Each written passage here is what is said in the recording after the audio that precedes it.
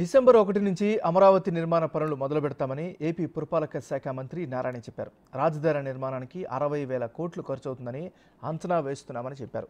4 ఏళ్లలో రాజధాని నిర్మాణం పూర్తి చేయాలని టార్గెట్గా పెట్టుకున్నామని తెలిపారు. అమరావతితో పాటు ఏకకాలంలో 26 జిల్లాల అభివృద్ధి లేఅవుట్లు, భవన నిర్మాణాలకు అనుమతులు సరళతరం చేస్తామని నారాయణ చెప్పారు. నమస్కారాలండి. మీ అందరికీ తెలుసు, అమరావతి రాజధాని కృష్ణానది పక్కన ఇటు గుంటూరు అండ్ విజయవాడ మధ్యలో నిర్ణయించింది. అయితే ఇక్కడ 217 చదరపు కిలోమీటర్లో ఈ అమరావతి రాజధాని కట్టడానికి ఆ రోజు నిర్ణయించడం ముఖ్యమంత్రి గారు.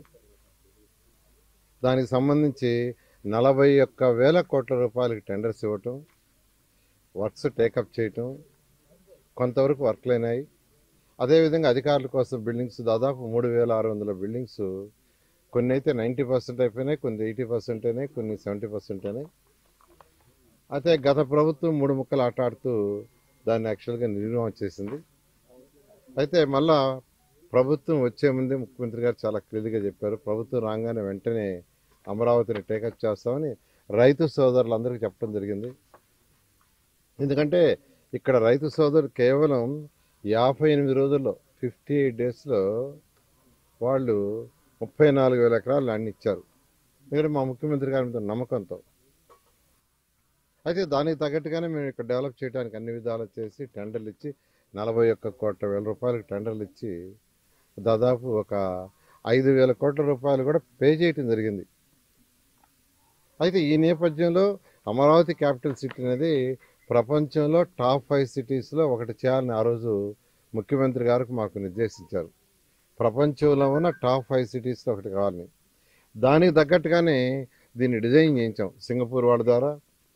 మళ్ళా Norman faster and partners London వాళ్ళ ద్వారా బిల్డింగ్స్ యొక్క డిజైన్లు చేయించి యాక్చువల్గా వాటిలన్నింటినీ స్టార్ట్ చేయడం జరిగింది. అయితే గత ప్రభుత్వం వాటిలన్నింటినీ పక్కన పెట్టడం జరిగింది.